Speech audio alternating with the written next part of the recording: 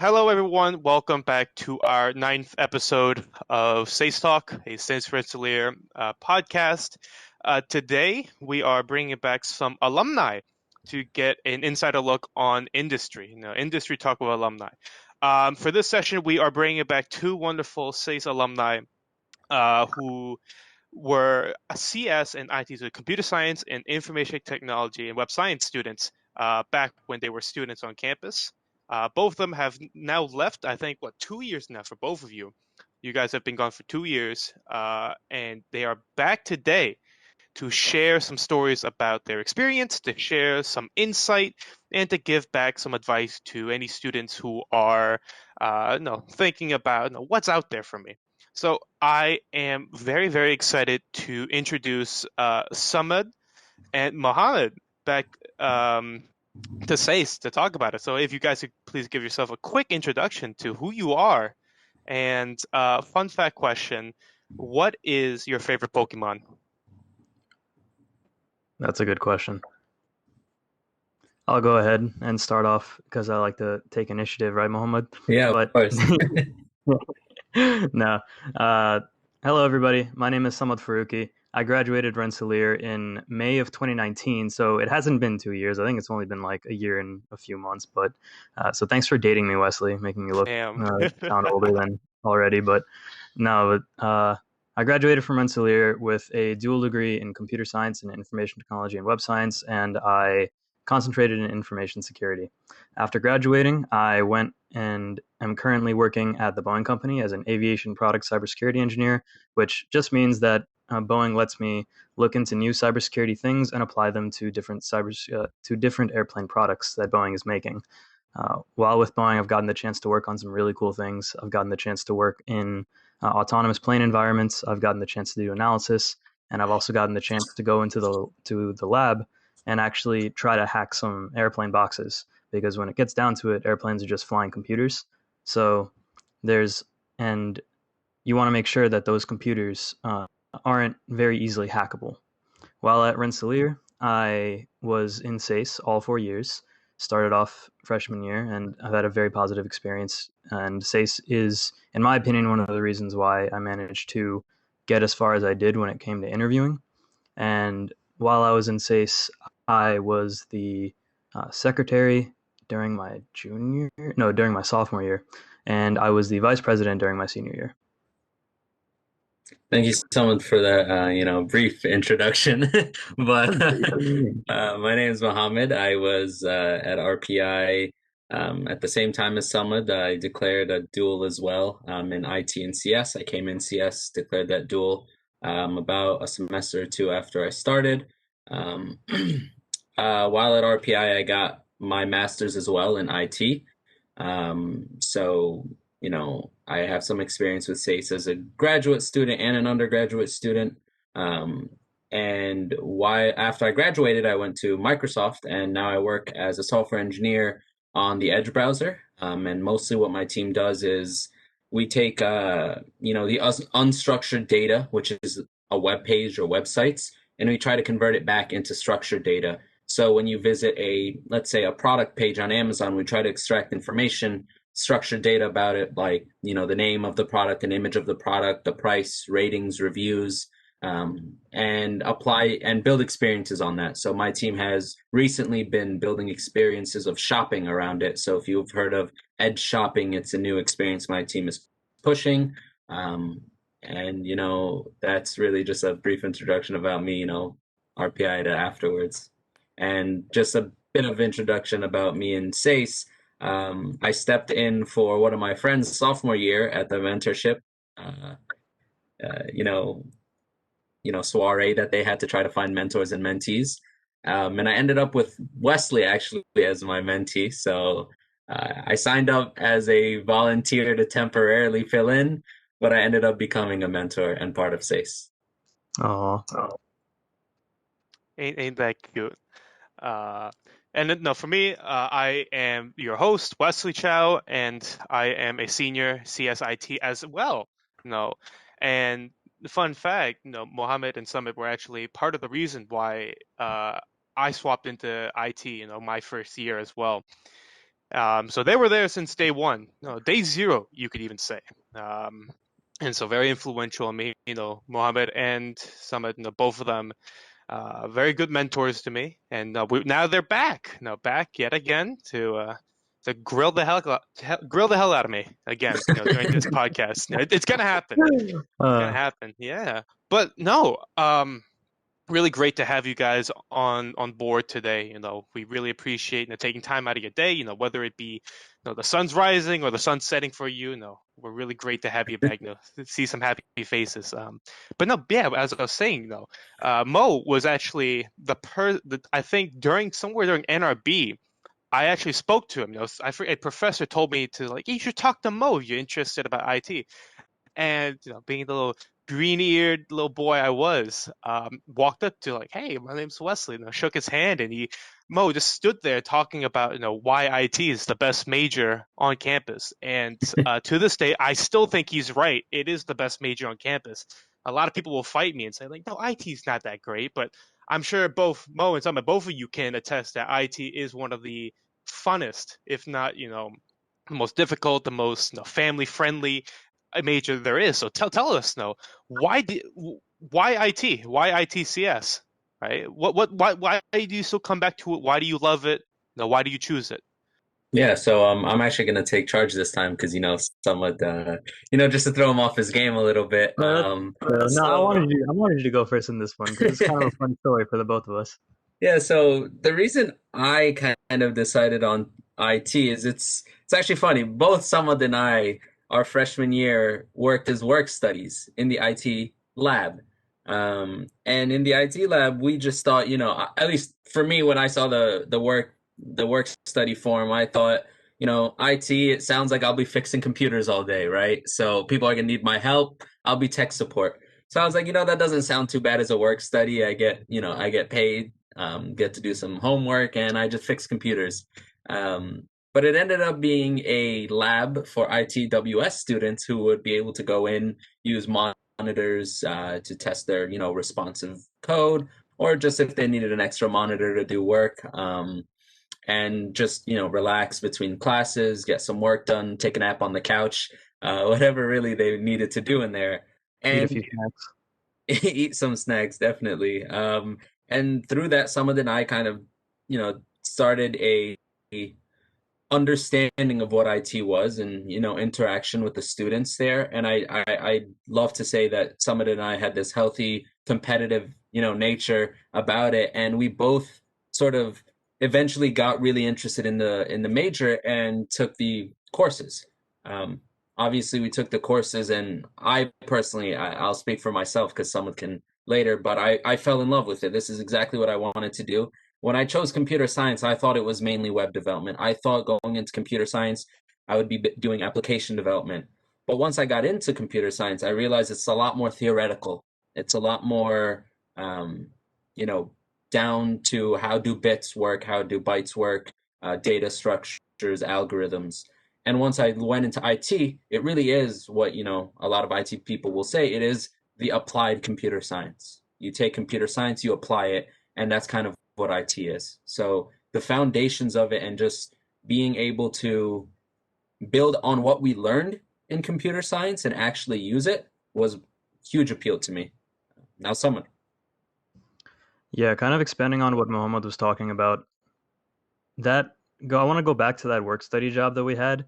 That had been when I was filling out the work study form, that was my third choice. I remember doing it. And when I got it, I was like, okay, I guess I'm going to be helping, as Mohammed thought, right? Fix computers or do whatever. Just get paid to sit there and, fix computers or whatever IT help people need. And then in addition, just have some time to do my homework. But then thankfully, it was everything that it ended up being, which was that lab position where we got to sit there, help out with just make sure that the lab upkeep was good. And I think the most important and one I think the most influential pieces of this as well was we got to meet Linda Kramarczyk, who is the IT advisor. And she was our boss and is one of the most down-to-earth and friendliest people on this planet, in my opinion. She has received a Pillar of Rensselaer award since she's been so recognized as being influential on our campus. And she's just the type of person that you can just talk to anything about. She's the woman who introduced us to the major, as well as all the students who would come and hang out in the lab and tell us about it. And they described the classes as Mohammed was saying, right? How it's the applied computer science and the web development side of it.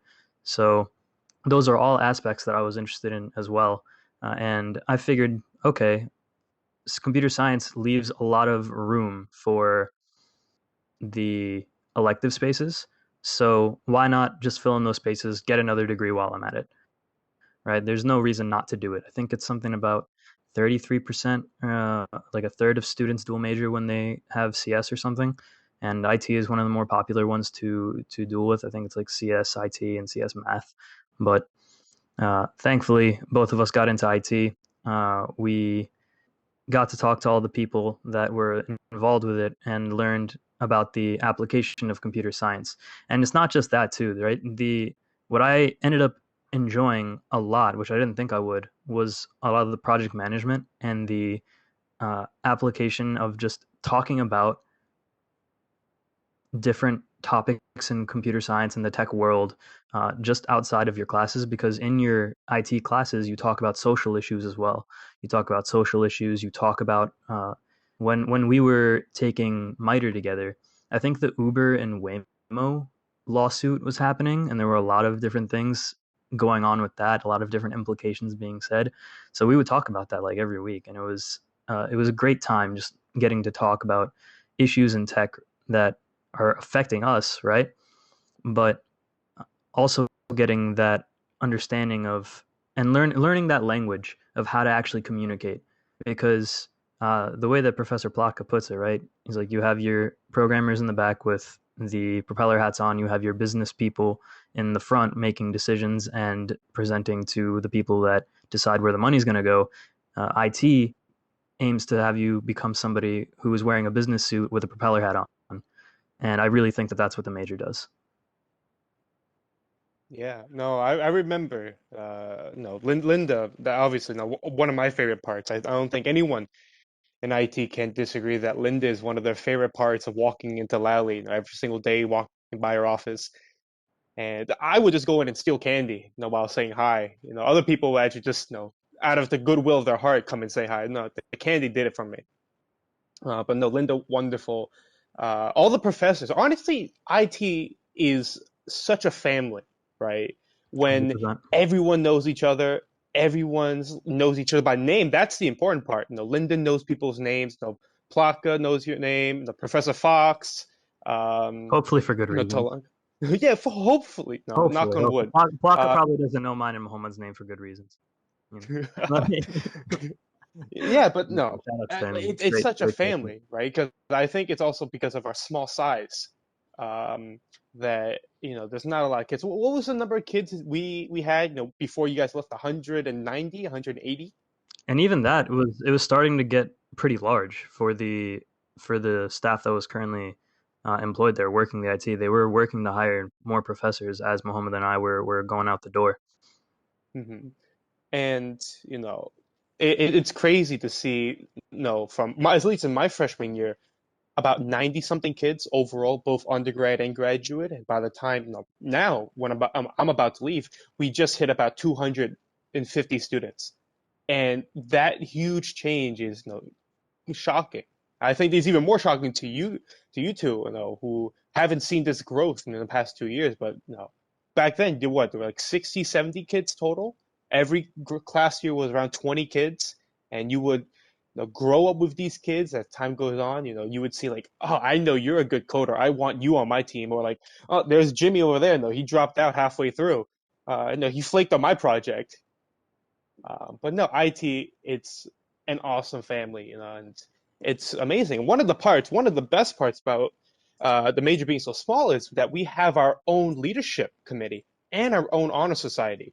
And if my memory serves me correctly, both of you were very, very closely tied in both the leadership and the honor society, Gamma Nu Eta. And no, tell me. So I think me too. I've been on leadership, and unfortunately not the honor society. I'm not there yet. No, I got one more semester. I hope I can make it.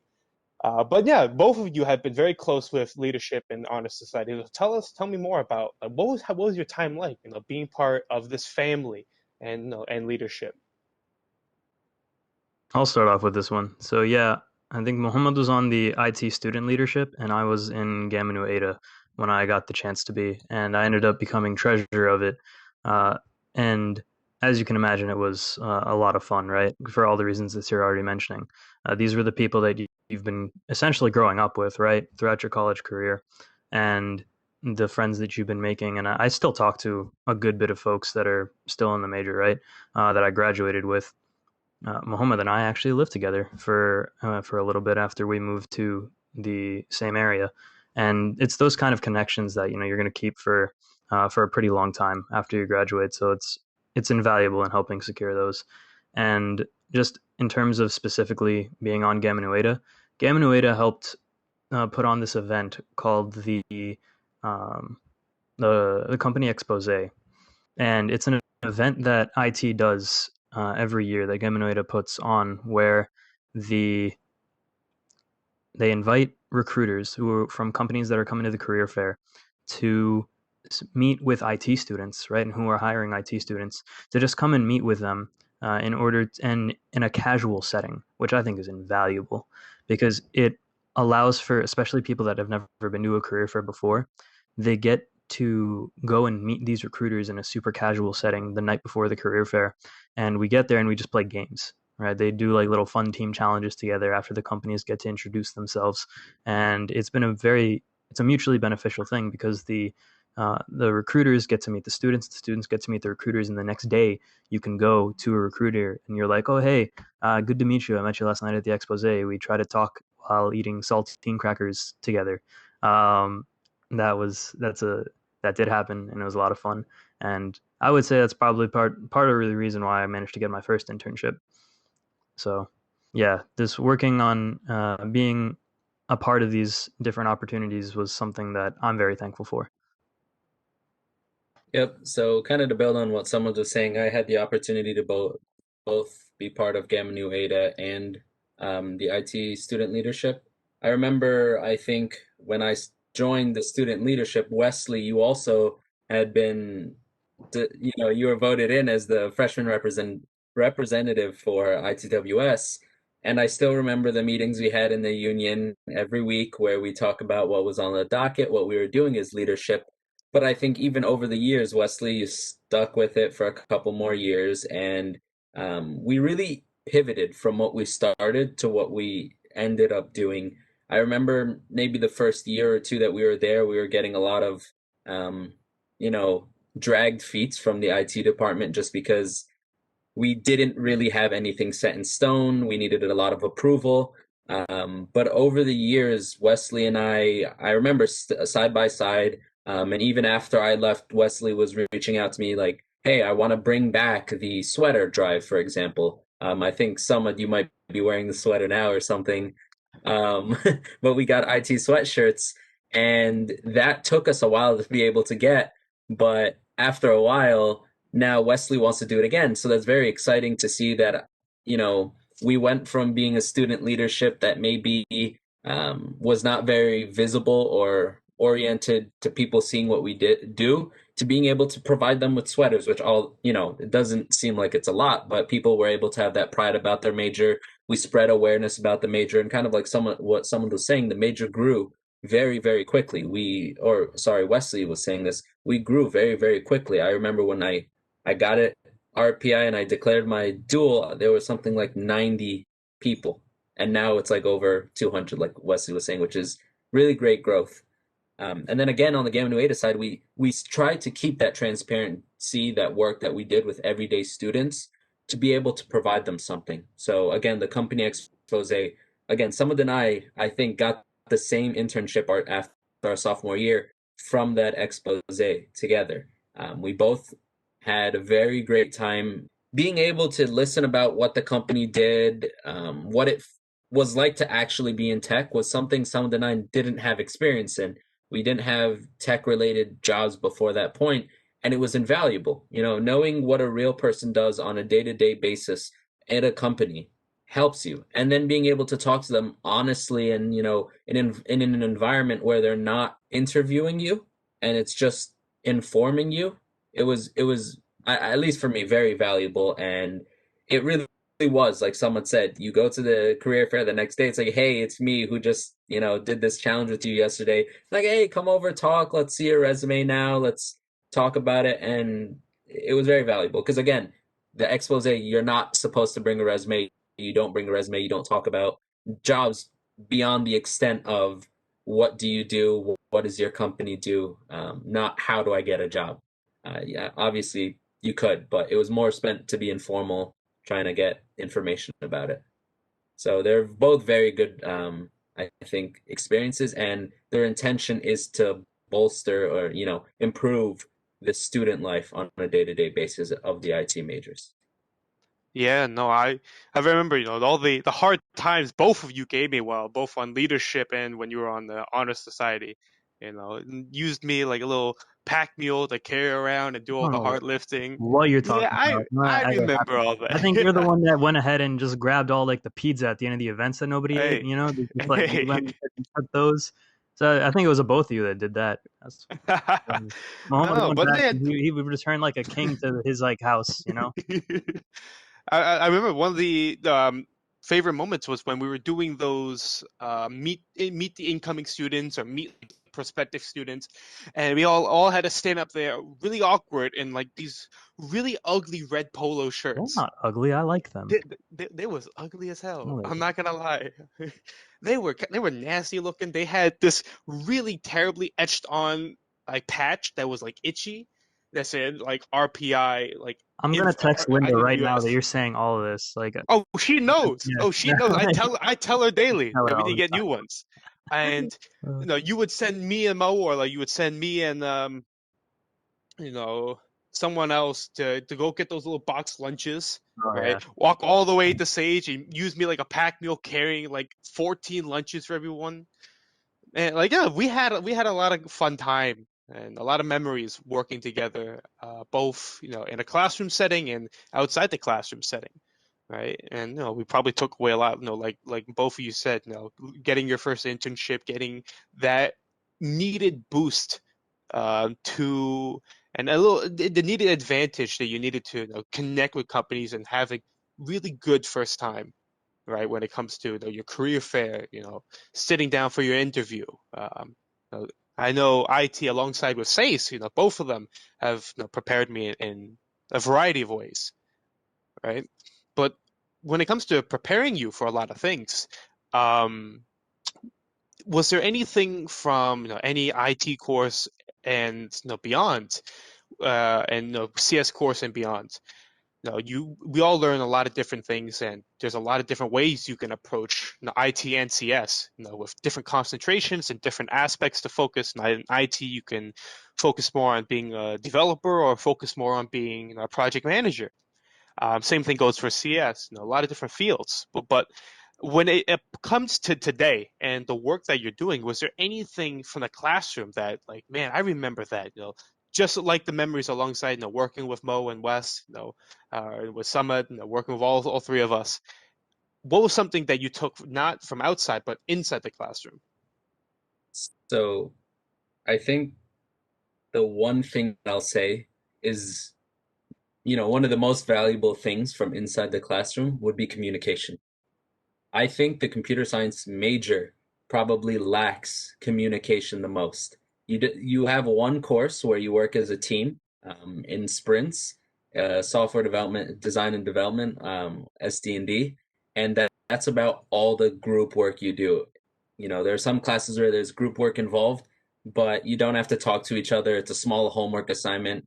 You could just coordinate over Facebook Messenger and have it done in a couple of days.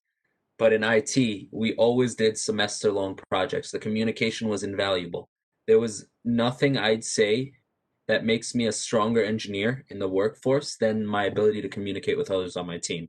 When I have trouble, I go to a team member. If I don't know how to do something, I go to a team member, and I know how to communicate my problems, and I know how to get answers back. But I know how to do so with also sticking to, the work I'm committing to do, but also not take too much time of theirs because obviously they have committed time as well. So communication in my eyes goes a super long way. And I know for a fact someone is right now dancing on the inside. Someone loves talking and communicating. So Always. I'll let him build on it now. So someone go ahead. Yeah, no, Thank but I want to you. interject. But Mo, you'll be happy to learn that CS has changed in the time that you haven't been here. A lot of the more basic classes, I think, correct me if I'm wrong in the chat, but I do believe that for labs, for data structures, intro, they force you to work in teams to complete these labs now, right? So they have like what, 3 checkpoints, and the first two are you do it individually, but the third one you have to work as a group to complete it. So you'll be happy to know things have changed, perhaps for the better. But Samad, I'll let you get back to it. Sure. And I see Spencer is saying in the chat that, yeah, we don't talk though. So I was going to mention, yeah, that's all well and good. And any change that computer science is making to make it more collaborative is a positive one. However, just the depth that you get into when you learn about how to properly communicate with stakeholders, right? Because with the classes like managing IT resources and Capstone, you actually have to talk to companies. You're building something for a company, and you have to make yourself presentable. And Professor Plaka and Matt, they are going to drill you into making sure that you are properly communicating in a professional manner with these stakeholders, and that's something that you get just from the IT side, in my opinion. However, obviously, you talk and you learn how to communicate with your team members as well through these classes, which, as Mohammed was mentioning, is absolutely invaluable. If you don't know how to do something at work, you're going to go ask somebody. No one's going to let you and your manager shouldn't be just like letting you sit there for too long of a time when you don't know what's happening.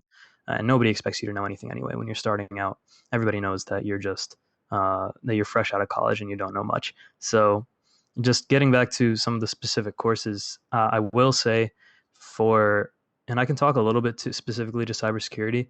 There are the more cybersecurity oriented classes at RPI that you can take if you're looking to get into a job in cybersecurity. So there's information system security with Professor Brian Callahan. That's a pretty good one. Mohammed and I took that one together and taught us some really cool concepts. Then there's also cryptography and network security 1 with Professor Yenner. That's another one that I took, and it was tough. Like, number theory is really cool, but boy, am I bad at math. But it's invaluable in teaching you how the basics behind classical cryptography and how it's used how it was used back then, and how it's expanded upon, giving you those building blocks just to learn these cybersecurity concepts. And then if you're looking to get into cybersecurity, you should be going to RPI Sec meetings.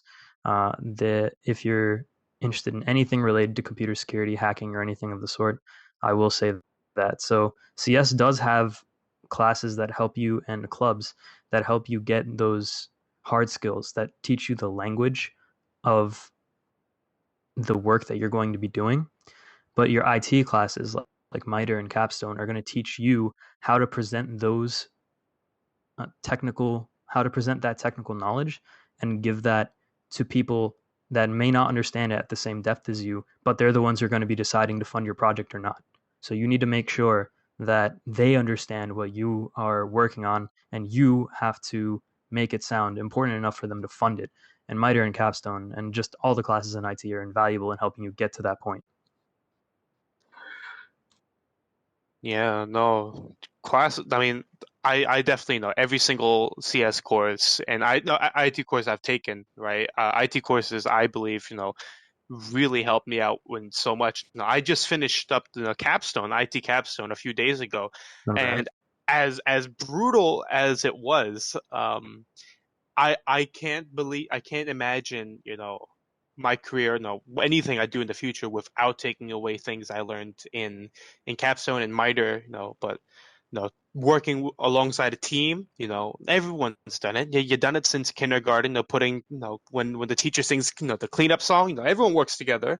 But, to be able to work in a capacity to where you're able to get incredible deadlines done, incredible projects and applications built within the 12, 13 weeks a semester has, right? And to be able to come up with such creative things and meet deadlines, client meetings, it's something that I can't think any other course at RPI offers, right? And to be able to do that, not just for capstone, but in some degree to MITRE, WebSci, WebSys, and Intro as well. Every main course that IT offers features, putting you in a situation where you have to start reaching out to people, working with clients, working with, people who have a stake in something.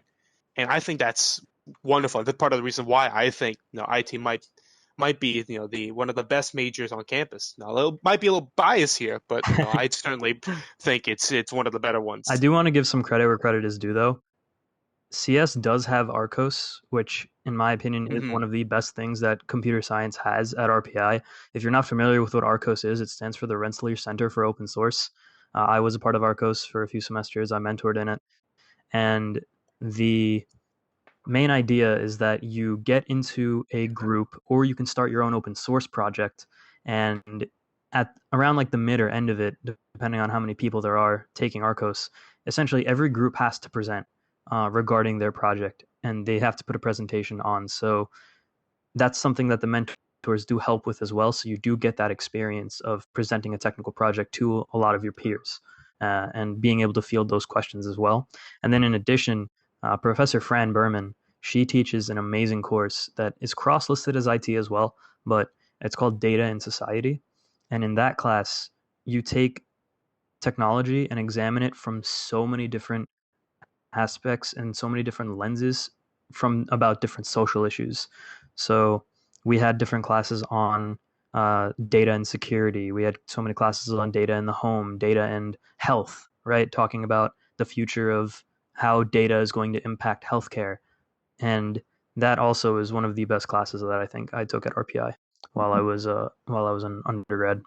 So if you're looking for good classes to take, even if you're not in computer science, I would recommend reaching out to Fran Berman if you're interested in just talking about how data impacts everything, because you're going to learn a lot, since in that class you have to give presentations as well based on current events that are happening. So giving computer science a little bit of credit. Yeah, no, I mean, I don't know if I mentioned it before, but I was computer science for a little while, and I swapped over out, from CS to econ. And that's one of the other things that, both of these majors are really flexible in, is how easy you're able to combine it with other majors and find a path. I can't speak too much on the CS side of things, but you guys can. How flexible it is to adjust courses, pick and choose what you wanted, work with advisors in both departments to build any specific or curated custom curriculum for you, swapping out classes, figuring out what you need. Both departments did an excellent job, helping their kids, figure out like what is going on. And because shit's complicated. I'm not gonna lie. You're going through college. I'm looking at this stuff. My freshman year, I'm like, I don't know what the hell I'm looking at. Yeah, right? Like 128 credits. I'm like, what the heck is a credit? The only credit I know is on my credit card. Hey, some people don't even know that. They don't even know. Oh, about true. Yeah. So I mean, it's crazy out there. But one of the interesting things is we have something that we can add to a curriculum known as concentrations. Now, both of you have mentioned that you guys had concentrations, and I think you can have concentrations in both IT and computer science. So, tell us more about concentration. Like, what did you choose, and how did that? How did you figure out like this is the one, right? This is the one I want to focus in, because they don't show up in your diploma, right? I wouldn't know. I haven't gotten mine yet. No, I don't think I'm getting mine, but we'll see. I didn't get yours. Don't worry about that. Yeah, but no, tell us about concentrations at both in CS and IT, and what is that like? So I'll start off on this one. The IT concentration really does matter, because it's going to change a lot of the classes that you take. I went with the information security concentration. I think most people end up going with the web development concentration. I think, Mohammed, that's the one that you ended up going into. Yeah, web technologies. Web technologies, that's what it is. Thank you. And I picked information security because cybersecurity is something I've always been interested in. Little aside, funny story. My dad, a company that he worked with, ended up getting hit with a ransomware attack in about my first semester of freshman year. And so he called me up and he told me about it. And I had actually just listened to a podcast, if you're familiar with Radiolab, great podcast on WNYC. But they were talking about, it's their episode Dark Code, and they talked about ransomware as well, since there was a string of ransomware attacks happening at that time in the country. But so my father's company that he worked with, they got hit with, they were victim to it. And he messaged me, he says, "Hey, is there any of your professors that know how we could protect it?" And so thankfully my advisor is Professor Bulin Yenner, and he's one of the security professors that we have at RPI in the CS department. So I got to talk to him about it. He told his grad students about the issue, and they were all sending me suggestions to send to my dad. So that's what really pushed me to have that information security concentration when deciding about my concentration in IT. In regards to my CS concentration, I ended up taking so many classes that I think I could have applied to all three of like the CS concentrations, and I could have gotten either of them. I don't remember which one I ended up going with, but I went with one of them. I don't remember. It's like computer systems or something of the sort. So I don't think the ones in computer science matter as much as the ones in IT do, unless you're looking for something really specific like networking. I know that there's networking lab and different things like that for CS, but the other ones, they're just more of a guide. I think that's the nice part about CS, though. You can take classes that you're going to be interested in, and you'll probably end up getting some level of concentration, or you'll find interest in some of the classes that you need in order to just get a concentration. Yeah, to build on what Samad said, I honestly, when you said computer science has concentrations, I kind of thought to myself, wait, it did? Like, I can't really remember. Yeah. But with IT, it was something, what concentration are you? Every icebreaker of every starting of every IT class, you're saying, I'm this concentration. I went with web technologies because that's what I'm interested in, web development, web application. So it's a lot of what I do. So that's really what I wanted to focus on. And I'd say that it really the IT major has concentrations, but you can concentrate in whatever you'd like. If there's not a concentration that fits you, you create one. If you don't want to create a concentration, you have a custom concentration. You just pretty much go to Linda, go to Professor Fox, go Professor Plotka. Hey, does this concentration make sense? If they sign off, then you're good to go. And it's very flexible. And I remember even for my master's in IT, my concentration was, web development or web technologies as well. Because again, that's, I wanted to do a deep dive into that topic. I enjoy the web. I enjoy, how websites work. I enjoy developing them, designing them. And ultimately now I'm working on the browser. So I guess it kind of makes some sense from, full stack. But I think like I said, there's really any concentration you want. And it's really about what you're interested in. And at the end of the day, it makes you happy taking the courses that you enjoy. For example, I had a slight interest to, technology security. So I took that class Samad mentioned, but I didn't necessarily have to concentrate in it. Like, yes, I'm interested, but maybe I don't like it and it's not my thing, but it still will count for my concentration. I still got that depth of knowledge from it. We did, test, executable exploitations, which is not it's a trivial maybe theoretically, but not an application. Being, again, able to hands-on try these things out, it obviously made me more interested, but it also gave me interest in how can I work on the flip side instead of the exploitation side? How can I strengthen systems that already exist? What can I do as an everyday engineer in the code I write to make it more secure? So, you know, these concentrations, they build on each other. They're all very related. So you can be taking courses from, you know, many different concentrations, but they really do give you that depth of knowledge, which I really, you know, enjoyed. And just like another two things that I wanted to tack on there's so many concentrations in IT already. So if you didn't want to make your own, then there's still a lot to do. I remember reading through the packet of it because there's a packet that has all the concentrations.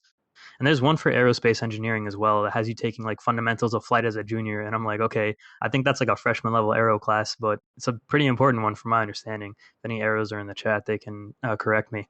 But and then the other thing that I wanted to, yeah, there we go. Thanks, Kevin. The other thing that I wanted to say was just a quick shout out to modern binary exploitation. That is another class that CS has, which teaches you, and I think is cross listed as IT, or was when I was taking it. That teaches you about how to exploit binaries, right? As it says in the name, you're given an application and you're given the source code, which can attribute to what we call white box testing in the industry. And you're actively making scripts to try and break these applications, which is really cool. It's hard. Yeah, no. I mean, there's my favorite class. What was it? My favorite class was probably gonna be intro, just because of how fun it was, right? Because I came in with no coding background, right? I'm sure most people did.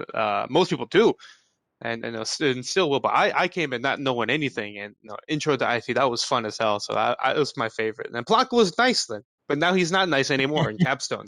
You have to Capstone. He doesn't pull any stops. He's like, nope. And intro yeah. trap you, and then Capstone he doesn't yeah. Shout out to Professor Plaka. He's the best.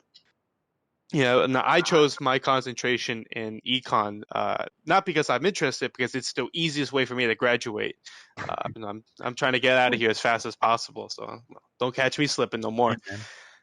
Next question that we have now, this Mo, you actually touched on this, right? But how your concentration and what you did during IT played into what you're doing now as your job, right? You're building the new Microsoft Edge, as annoying as it might be for me to uninstall it every single time. I'm sorry. I just don't like your work. No, I'm kidding. But how does that play into what you learned during your concentration? Like, does it really matter to your work? Samad, you too, right? How well does your concentration play into what you do now? Is it completely different than what you studied, or this is exactly what I did 2 years ago? So first of all, that's very rude, and you should not be uninstalling the new Microsoft Edge, as there's many things to offer, like the shopping experiences. You'll save money, you'll find your coupons. But again, I think it wholeheartedly. We build our applications in web technologies. All the applications built in the Edge browser that I've worked on, they are written in web technologies. We have the Chromium stack. What it does is it essentially will render, more trusted content in frames of some sort that are in web technology. So I'm still using React, and Redux to build these applications inside of the Edge browser. So my concentration again was web technologies. So we did a lot of, JavaScript, a lot of HTML, CSS, building applications. And I still do that to this day. So it's very related. And I know Samad's is also very related. I'll let him touch on it now. So yeah, sure. Thanks. In terms of the information security concentration, that is what made me take cryptography and network security 1, outside of just my initial interest in it. And learning the basics from that really helped out. I think when it comes to something like cybersecurity, though, and just for a lot of other majors as well, you're learning the language when you're taking a class. You're learning the language of how the people in your field operate, and it gives you the tools to be able to communicate with the rest of your team. And then when you actually get to your job, though, you're going to have something that's specific for your project, or you're going to have to learn how your company does it. But the rigor that these classes help put you through and the languages that it helps you learn and I don't mean computer language here, I'm talking just the language of your major, right? The language of your industry.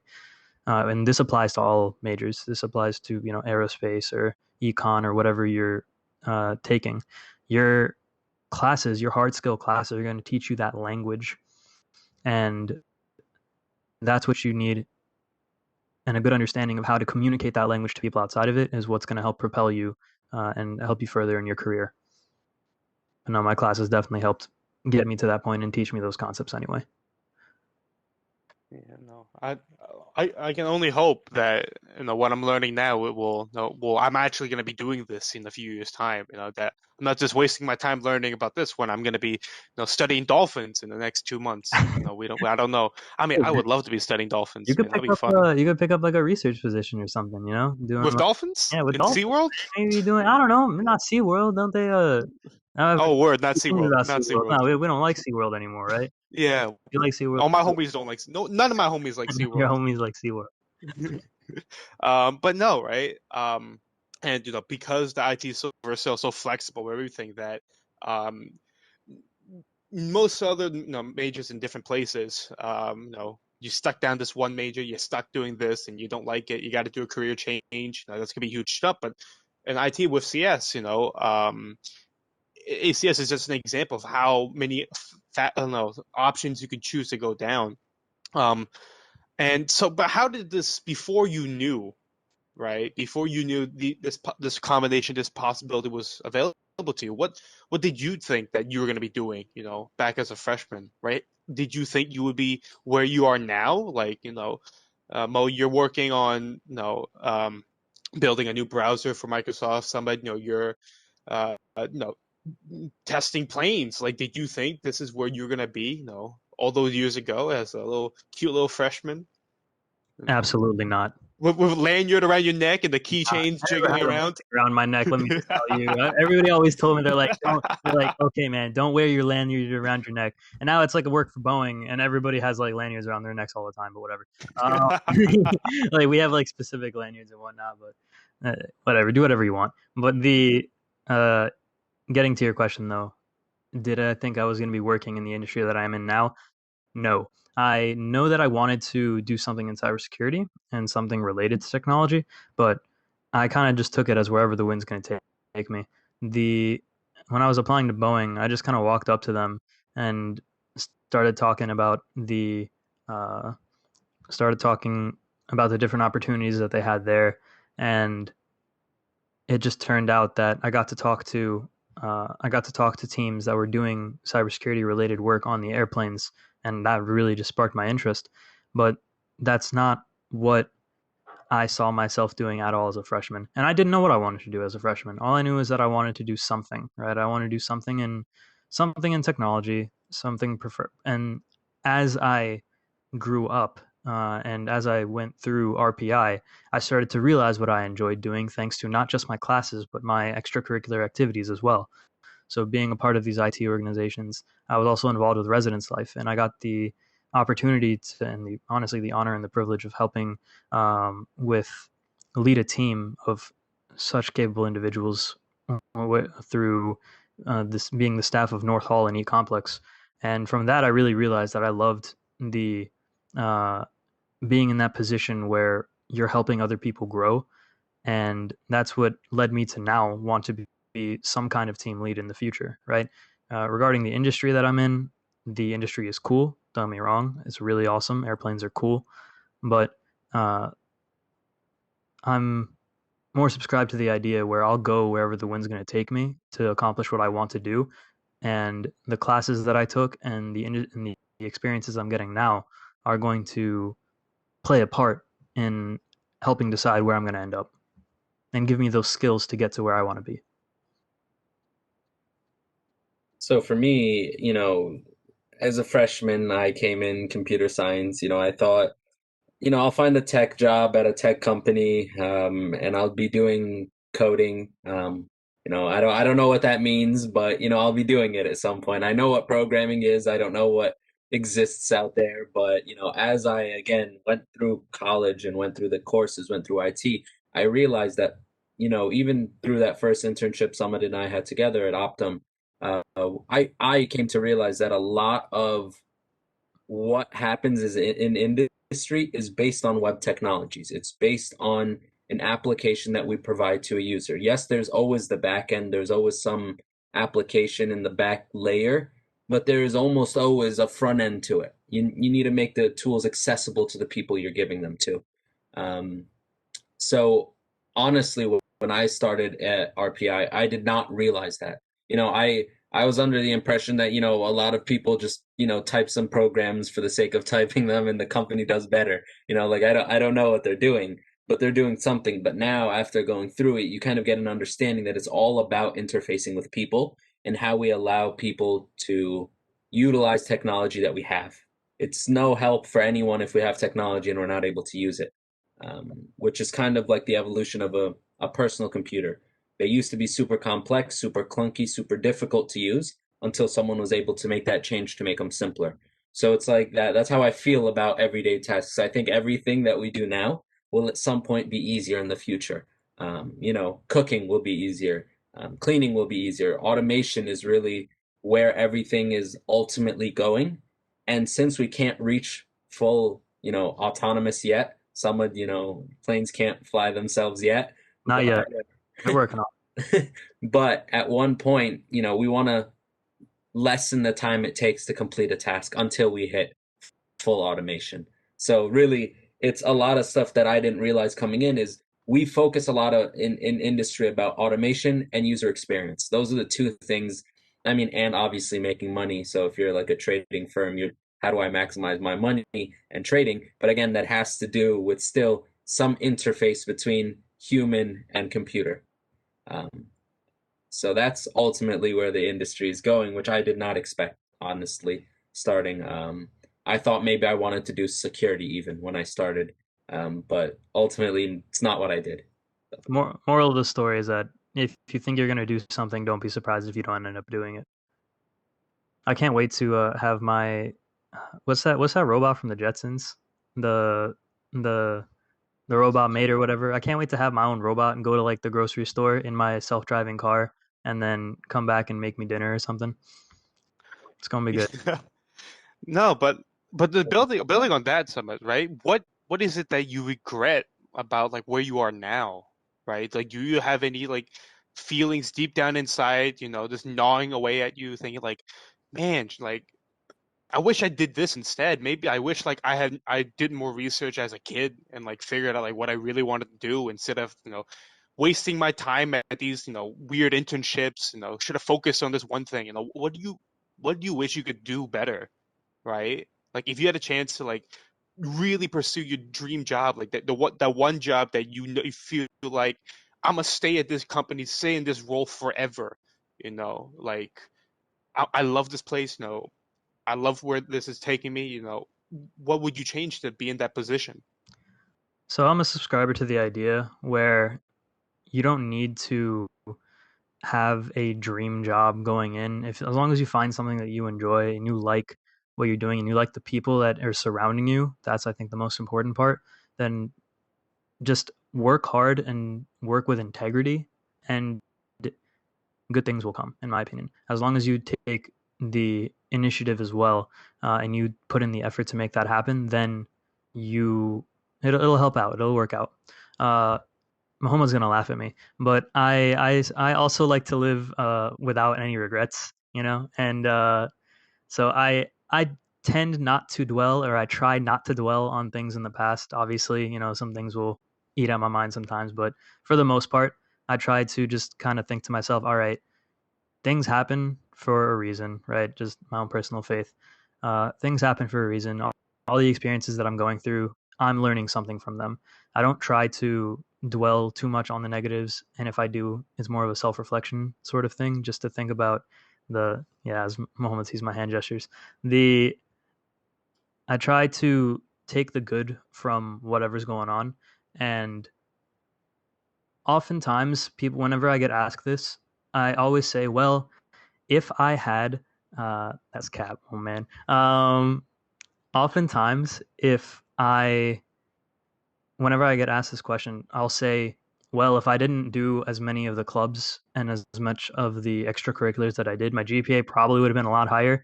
But that being said, I would not have traded those experiences for anything, because those experiences are what helped me find what I actually wanted to do, and helped me grow as a person. In terms of my career and the things where I'm currently at in my job, sure, there are some things happening in my career that I'm not a big fan of right now. As you can imagine, if you've been looking at the news recently, Boeing isn't in the best spot right now, and that definitely does affect like every level of the company, myself included. I'm not excluded from this, and things have changed in my job as well. But something that a lot of my mentors the mentors who I really respect and trust at my job have been telling me is that you have to take a bad situation and see what you can do in order to propel yourself forward.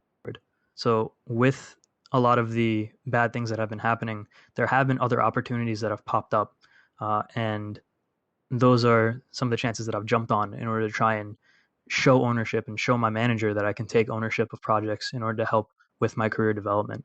And there are some things that are happening in 2021 that I'm excited about in my job. So don't dwell on, I guess, end of the message is don't dwell on the things for too long. Take your crises and try to turn them into something advantageous for you. I see some of that. That's an interesting response. I think I'd go a little differently. I'd say my biggest regret is not getting into tech sooner, not going into programming sooner. In high school, I was doing, small programming here and there, but I would never say that I'd be comfortable making even a single small, simple application. I did not have the experience to. Most of my programming was tinkering. I was not, doing lots of programming. And I think had I gotten into and really buckled down and learned how to actually program sooner, I would have had a much better, experience being able to develop things earlier on. And I think that's my biggest regret, not getting into it sooner. And Bitcoin, not buying Bitcoin cheaper, because, let's just say the price has gone down a lot. So my bank's not happy, but It's like 18K right now or something. yeah, but when you buy it at the all-time high, you have to do better than the all-time high to make your money back. 19 right now. 19. I don't see any signs of a dip coming soon, but oh well.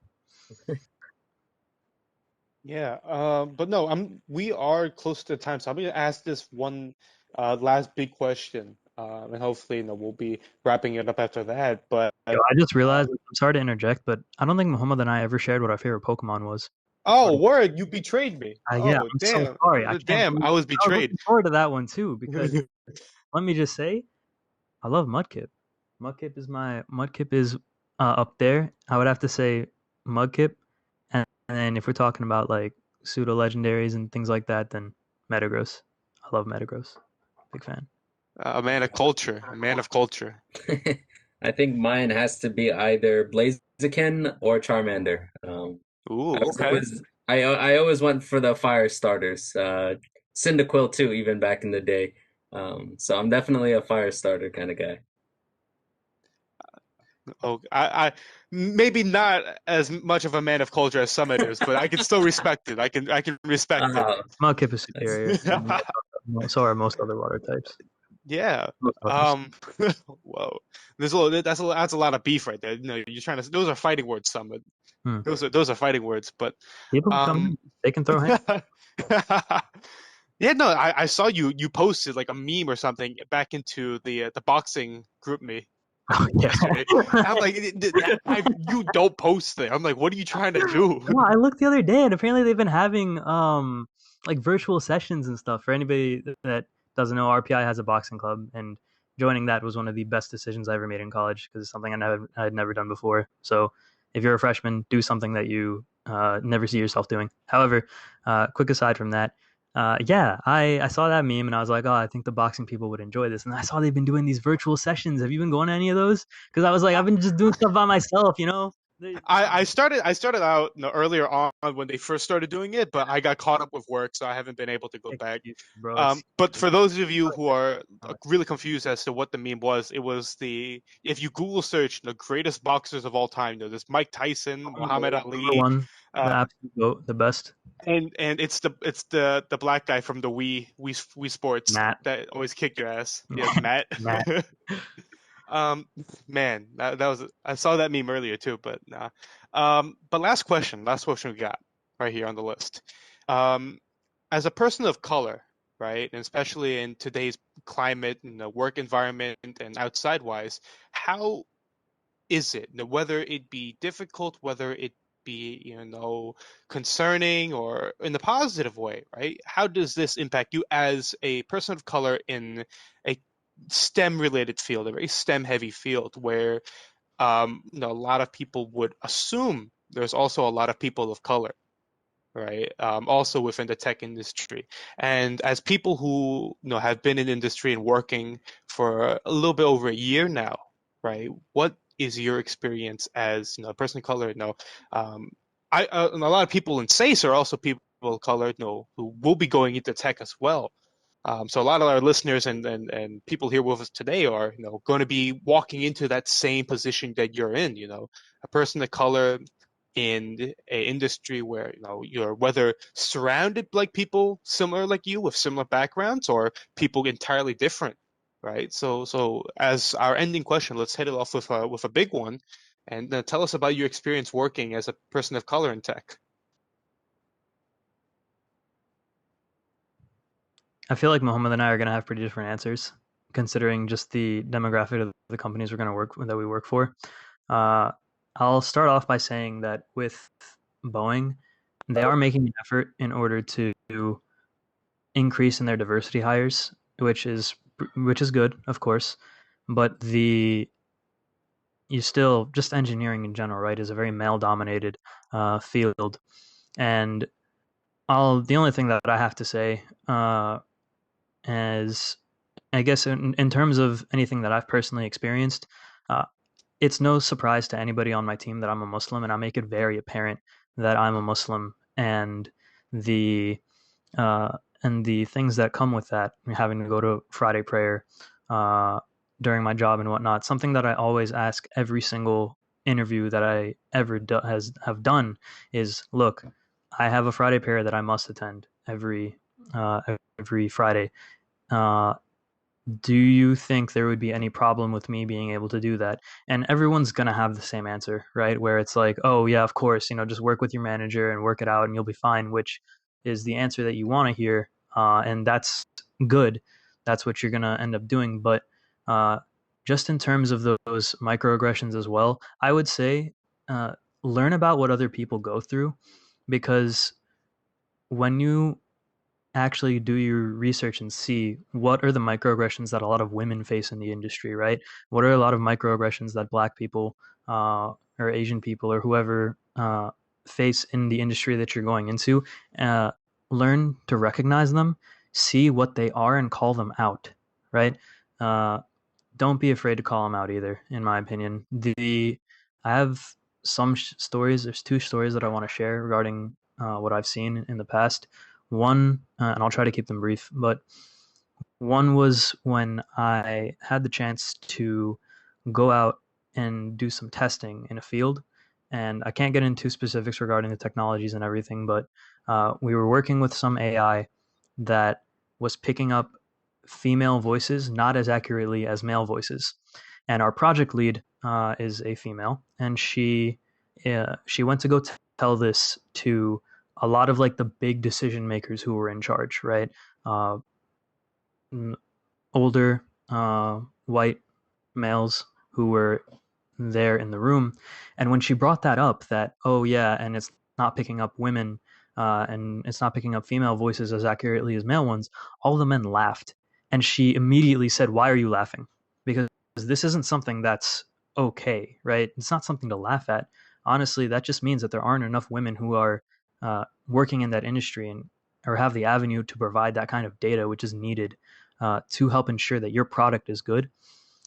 And she told us in the car afterwards, me and another newer engineer who were there. She says, "I'm going to be, writing up. Those are all my bosses, and I'm going to be writing up a complaint to HR regarding what happened there, because that's not okay to laugh in that situation, and it's not, because it alienates people and it makes them feel as if they don't belong in that field. So make sure that you're doing what you need to do, and you're calling that out appropriately as well. You're recognizing what that looks like."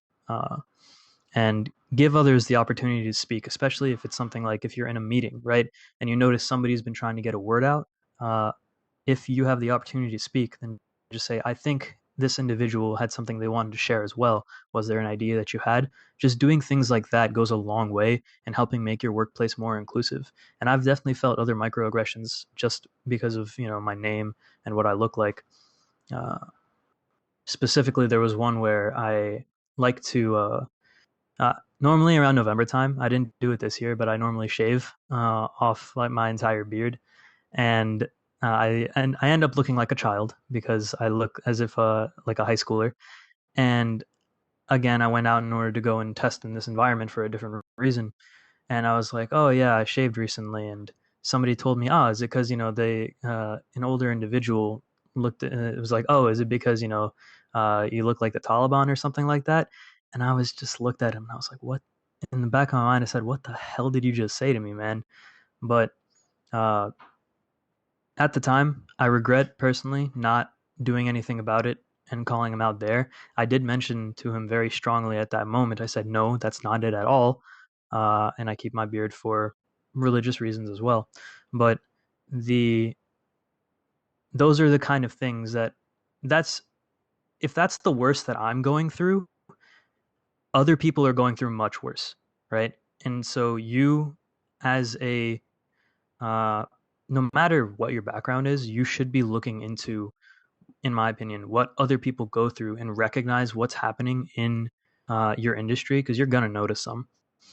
And it's important for you to be an ally and call that out when that happens, right? Or if you don't want to call it out, provide support for the person who that microaggression is being targeted against.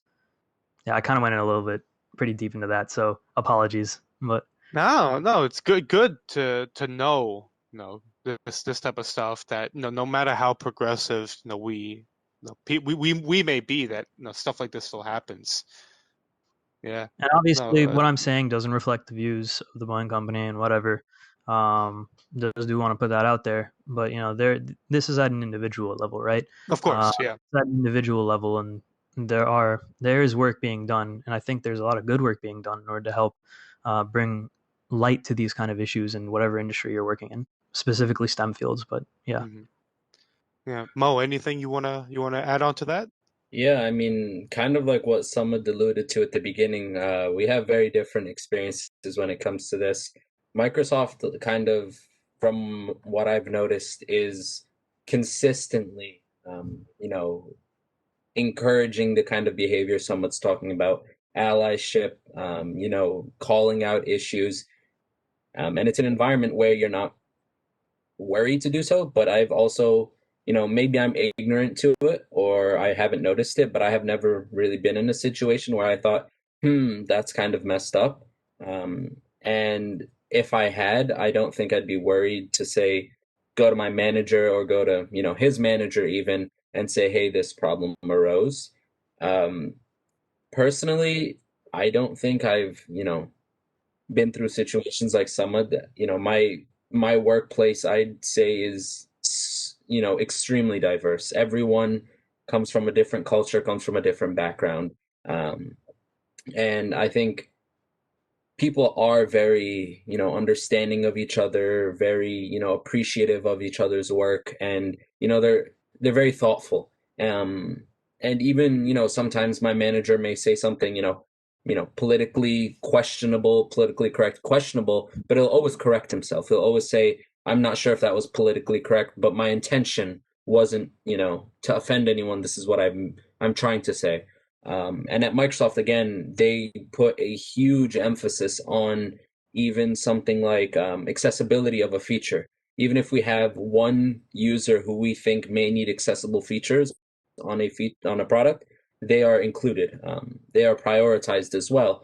before we released my, 2 or 3 products, I've had to go through accessibility reviews for all of them. How are people who, have, problems seeing different colors, colorblind? How about people that need high contrast? How does the product fare that way? How about people who can't use the mouse? They only use their keyboard. Um, how about people who are blind and they're using a screen reader? What do they see? Or, well, in that case, what do they hear? And what picture do we paint in their head of what is being spoken? So I think at Microsoft it's kind of a different environment where you know accessibility and inclusion comes first. I mean, obviously it's a company, bottom line is money, but it's not the end all be all. We spend time, you know we have many different meetings where we talk about, how to be an ally, accessibility. How can you, as an employee, report something you see wrong? We go through a lot of trainings of that sorts as well, and it's taken very seriously. Um, they don't want people who, you know, aren't people who want to help each other. They want people very focused on, um, you know, everything around them, everyone around them. So even back at Optum with when Samad and I think Samad, you can say that was very open dialogue, very inclusive environment, very diverse group of people there as well. And I'm I not think trying to say Boeing isn't. Like, Boeing does care about those things as well, but there's still some work that has to be done. no, of course, I think in every industry there's always work that should be done, always to improve that. Absolutely. And I'm just saying, I think I've been working personally in places where it's a little further ahead, and Yes. in terms of there's more effort, and they've gotten not maybe effort, but it's been longer since they've started the efforts, so more has been completed and accomplished, such that I haven't experienced them personally. I haven't witnessed them personally. Even at Amazon, although at Amazon the treatment of the employees was not very good in terms of work-life balance, in terms of appreciation of the time of the employee, I still didn't think I experienced anything very blatantly race related or gender related or anything outside, anything offensive. Even it's people are in an as a professional, you learn how to put your professional or your personal opinions to the side and work in an environment. Obviously, everyone has their biases and their tendencies to think one way or another, but I've been in places where people are able to stay professional, even though I know we have different political beliefs, religious beliefs, whatever the case may be. That's really my input there. No, okay, yeah, no. I think we're all very happy to have people like you guys representing us out there in positions that we all love to have in big companies and making a change inside those environments, and either directly or indirectly, right? Tackling these matters is something that we all very much care about and would love to see for the future to be widespread. One last story, if I can Oh share it yes, real of quick. course, yeah. So, I have high expectations and hopes for a lot, and I think this is something that a lot of the newer generation of workers are doing, and they're keeping in mind different diversity challenges and a lot of accessibility issues, right? When they're designing products, and companies like Microsoft have always put that stuff first, or are putting a huge focus on that, on those aspects now. Just I will say that as long as you stay succeeding, and you're not compromising what you look like, or what you believe in. And for some people, they don't even have the choice, right? You can't change the color of your skin. But as long as you stay succeeding and call out things that you see when there's an issue, then that is going to help change that environment and help change that stigma. Something that and just in kind of in line with that, with my role as a cybersecurity tester, I've gotten the chance to walk on airplanes that Boeing is currently making, and some of these were very. It was very early in the morning. I had to show up to like the airplane site at like 4 in the morning or something to help keep the test stuff on time. and then I have a morning prayer that I have to do. And it got to be that time, and we were waiting to get some approvals before we could do a test. And I kind of told my team, I'm like, hey, I'm gonna pray like in like an airplane seat right now, just like I'll be like 5 minutes. And they're like, yeah, go ahead. And thankfully, I work in an environment that I feel comfortable telling that to my coworkers, right? Where I'm like, hey, and they can just turn their head and see me. I don't hide it at all, but they all understand that this is something that is good to do. I just did want to share that I was praying as a Muslim on a 777X, which is the new plane that Boeing is making, on 9/11. This was the morning of 9/11. So there's progress being made, and there's a lot of, as long as you stay succeeding, you are going to help break stigmas. All right. No, thank you so much for that. And with that, we're gonna be rounding it out. Thank you to the two of you for this incredible experience, to listen in on your opinions and thoughts about your time back on campus and your time out beyond campus, right? So thank you so much. If you have any last words for the people listening, both live right now and also on our recording, any last words and any ways that people can reach out to you, and with any questions or follow-ups they may have, let the people know how they can reach out to you. Yeah, if anybody wanted to reach out to me for any reason at all, they just want advice on cybersecurity, working in aerospace, working a STEM job in the aerospace industry, or just about any of my experiences at RPI, you can find me at on LinkedIn, Samad Farooqui, SAMAD, last name Farooqui, FAROOQUI. You can follow me on Twitter at CyberKnightX as well. You can go ahead and follow me there. But if I guess a really quick shout out, if you're looking to get into hacking and cybersecurity, make a Twitter account. A lot of the breaking news and a lot of like features and things like that, like there's a whole conversation of just cybersecurity things that happen on Twitter. So I'd really recommend doing that. Otherwise, take speech communication as well. Take the IT classes that you can and learn how money works. Learn how to budget. For me, again, kind of like what Samad said, you can reach out to me on LinkedIn. Mohammed Moftah, Mohammed, last name Moftah, Moftah. Also, if you need to reach out to me a little more personally than that, you can go reach out to Wesley, and Wesley can definitely, put you in contact with me.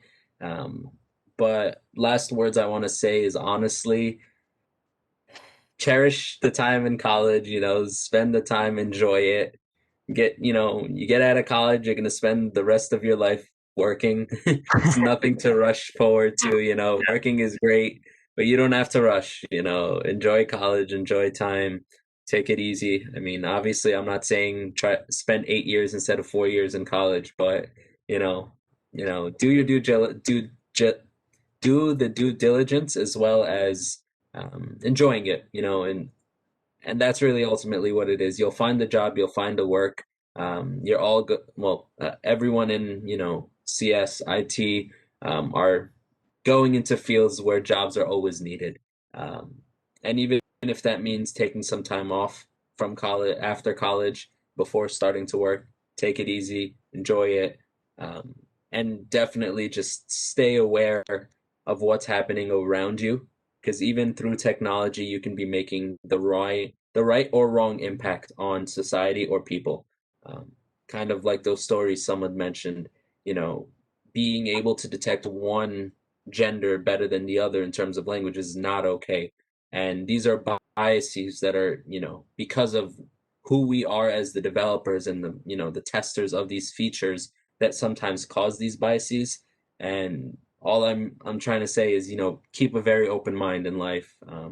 Work on what you think you'll enjoy, have fun, but also try to make that impact again, and an equal impact of net positive impact through what you do.